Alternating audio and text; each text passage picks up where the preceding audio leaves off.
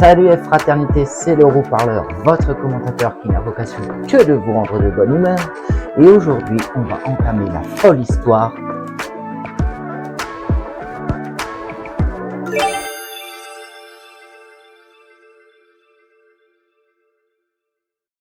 La Citroën CX est une grande routière, d'ailleurs comme on n'en fait plus, qui a été produite à 1,2 million d'exemplaires. Et vous allez voir que ce chiffre a son importance, puisqu'au jour d'aujourd'hui, ça n'a jamais été égalisé par le constructeur français, donc produit entre 1974 et 1991. Elle a tout de même remporté le trophée européen de voiture de l'année en 1975.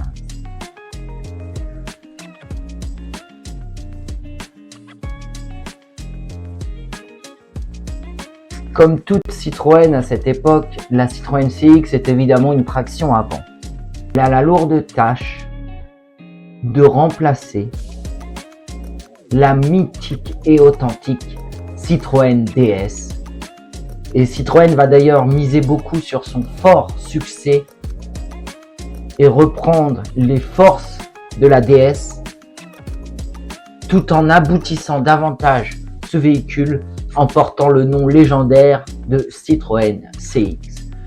Quand on pense CX, on pense forcément aérodynamisme. Il a quand même pour l'époque un merveilleux CX de 0,37.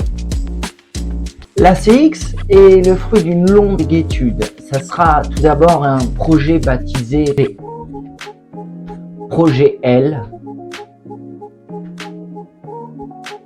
Et ce projet est entamé dès la fin des années 60. Afin d'assurer une succession digne à la Citroën DS qu'elle remplace. La Citroën DS n'était pas équipée de moteur diesel. Hélas, un élément imprévu va venir perturber tout ce lancement, la crise pétrolière de 1973. Et cette crise va avoir pour conséquence de porter un coup fatal à Citroën, car leur moteur de base consommait énormément d'essence et ils savaient que cela entraînerait l'échec du modèle s'il perdurait avec ses motorisations.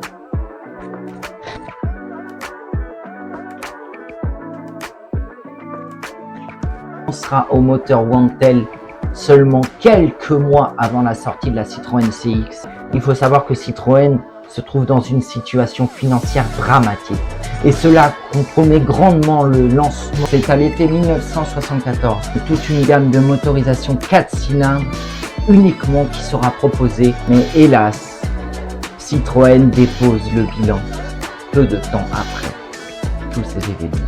C'est Peugeot qui sauvera Citroën, triplé de dettes. Il faut savoir qu'ils l'ont fait à la demande des pouvoirs sociaux de l'époque afin de préserver des milliers d'emplois.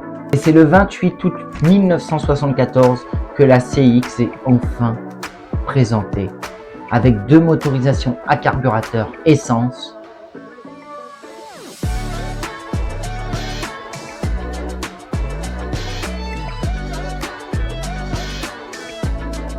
Nous trouverons donc la CX 2000, 1995 cm3, héritée de la DS20, affiche 11 chevaux fiscaux pour seulement 102 chevaux réels. L'automobile a fait des progrès, des motorisations toujours plus propres, innovantes et performantes.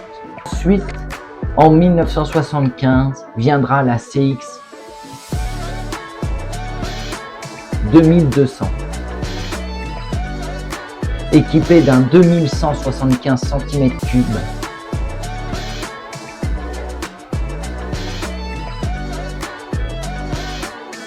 à carburateur pour 12 chevaux fiscaux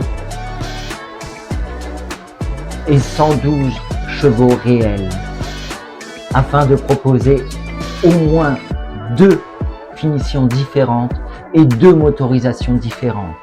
Voyez-vous à quel point l'histoire de la CX est compromise. C'est pour ça que bien souvent les passionnés et collectionneurs disent Citroën CX est vraiment l'une des dernières voitures Citroën qui est produite seulement par Citroën. La Citroën CX est plus que saluée par la presse de l'époque, qui est unanime pour vanter les qualités routières de cette voiture.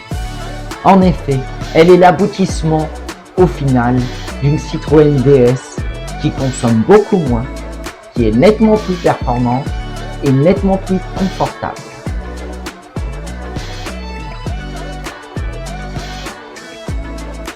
Et évidemment, la tenue de route et le freinage sont au top niveau et c'est une reconnaissance qui est mondiale et qui permettra d'ailleurs d'accroître les ventes de ce modèle.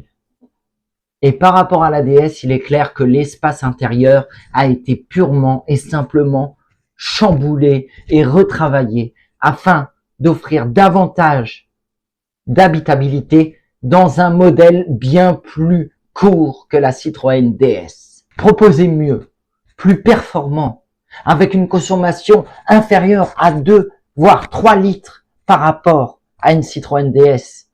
Et ces deux autres prix qui vont lui être décernés en plus de la voiture européenne de l'année, c'est le prix de la sécurité et du style qui vont lui être attribués en cette même année. Les ventes vont réellement décoller à partir de 1975, atteignant plus de 100 000 exemplaires par an. C'est magnifique, c'est prodigieux, surtout à cette époque, juste après la crise pétrolière. On peut dire que la CX réussit là où beaucoup de constructeurs d'automobiles ont échoué. Ce fameux chiffre de 100 000 unités en 20 ans de carrière pour la Citroën DS ne sera atteint qu'une seule et unique fois. Pour étoffer la gamme, la Citroën CX Limousine et Prestige pour 13 chevaux fiscaux, pour 115 chevaux réels et une cylindrée de 2400 cm3.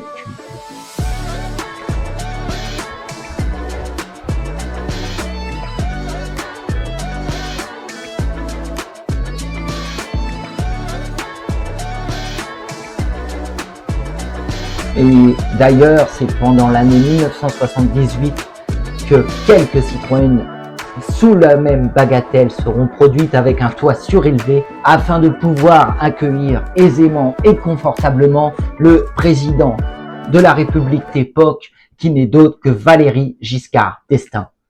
Du premier coup, dis donc. C'est pas évident à lire, répétez-le 3 fois de suite. Valéry Giscard d'Estaing, Valéry Giscard d'Estaing, bah voilà.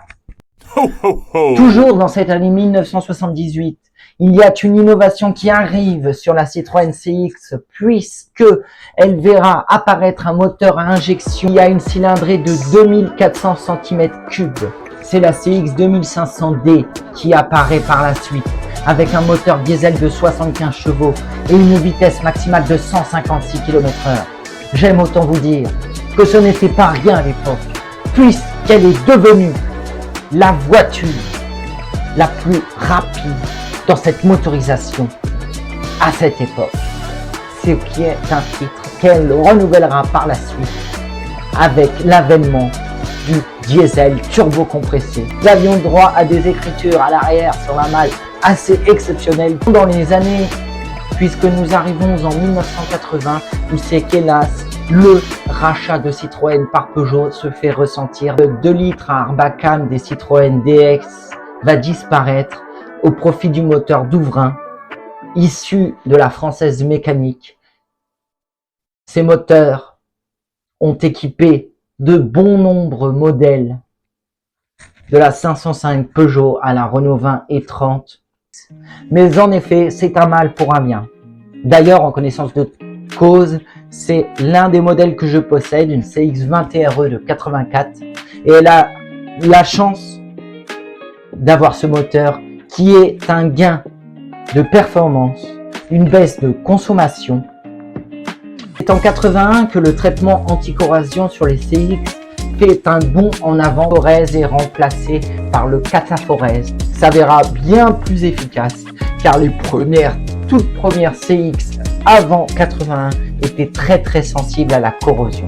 En juillet 1982 que la Citroën CX va par la suite bénéficier d'un mini restylage. L'équipement sera d'ailleurs enrichi lors de ce restylage puisque les vitres électriques à l'avant, la direction d'Iravi et la centralisation sont désormais de série sur tous les modèles. Ce qui est une bonne chose puisque une routière de ce gabarit et avec un tel niveau de confort se devait d'offrir un minimum d'options à sa clientèle. 1983 par la suite est riche en nouveautés puisqu'elle verra apparaître l'avènement de deux nouvelles motorisations à la CX Palace d'atteindre le formidable chiffre de 200 km/h.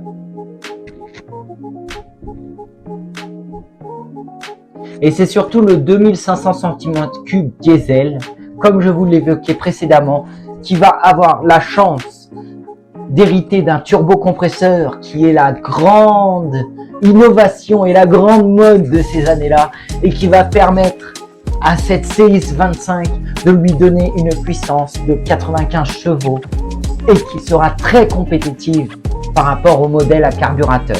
La rapidité de 174 km/h, ce qui était énorme pour l'époque. C'est en octobre 84 que va sortir une CX tout à fait incroyable, la CX GTI Turbo, avec une puissance de 184 chevaux. Une véritable fusée. Et elle sera vendue en tant que telle, avec des phares spécifiques à double optique. La suralimentation par un turbo entraîne une consommation plus qu'excessive à grande vitesse. Proposer l'équipement ABS en option, ce qui était une grande innovation à cette époque. L'événement qui va perturber la croissance folle de la Citroën CX, c'est la sortie de la Renault 25.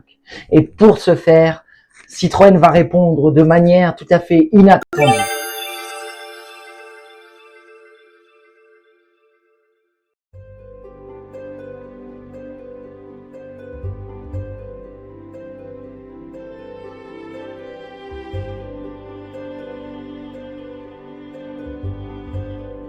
En effet, en réponse à la Renault 25, Citroën lance la Citroën CX série 2 avec une toute nouvelle planche de bord. On abandonne les compteurs à rouleau pour des cadrans à aiguilles qui rajeunissent la voiture. Elle bénéficie de nouveaux pare-chocs qui vont vraiment, eux aussi, rajeunir la voiture et vraiment la faire plonger dans les années 80, contrairement au pare-choc chromé qui l'a badgé à l'époque un petit peu des années 70. Et pour ma part, il y a une innovation stylistique sur les séries 2 qui est le rétroviseur extérieur. Il a un dessin tout à fait saisissant, un style tout à fait incroyable. C'est vraiment un élément qui a été énormément travaillé et cette nouvelle motorisation fait son apparition, un 2,2 litres, moteur Douvrin également, avec une puissance de 115 chevaux puisqu'il est alimenté par un carburateur. C'est l'avènement de la Citroën CX 22 TRS. Sous la bagatelle de la finition leader, Citroën écoulera le restant de stock de série 1 jusqu'en début de l'année 1986. En septembre 86 est également remanié le moteur de la GTI Turbo en recevant un échangeur RR. Cette innovation aura pour conséquence l'accroissement des performances. Et d'ailleurs, grâce à l'échangeur RR, la consommation revient à un niveau raisonnable, ce qui relancera la gamme. Les performances sont à la hausse puisque la vitesse maximale passe à 223 km/h contre 220 sans l'échangeur, mais avec une consommation, comme je vous le disais, nettement plus réduite. C'est en 1987 qui est une année charnelle pour les moteurs diesel de la Citroën CX, puisque eux aussi, pour les versions turbo, elles seront équipées d'un échangeur RR. Et cela va avoir pour conséquence d'améliorer les performances de ce moteur, passant la puissance de 95 à 120 chevaux, ce qui lui vaudra encore une fois le titre de diesel la plus rapide du monde. Les motorisations et le restylage réussi de la Citroën CX permettront un coup de fouet aux ventes et la millionième CX sort des usines 30 octobre 1987. C'est un pari réussi pour Citroën. Sa remplaçante voit déjà le jour, qui n'est d'autre que la Citroën XM qui sortira donc un an plus tard. La gamme se conclura ainsi, avec l'avènement des breaks jusqu'en 1991, avant que la Citroën XM le propose à son tour. La Citroën XM fera hélas beaucoup moins bien que sa devancière, puisque dès sa sortie, hélas, elle souffrira de gros défauts de fiabilisation. Et bien voilà, c'est la fin de cette vidéo. C'était le Roue-Parleur. Comme d'habitude, pensez à liker et à partager la vidéo. C'est important pour le référencement de la chaîne et ça récompense le travail accompli. Prenez soin de vous et à très bientôt.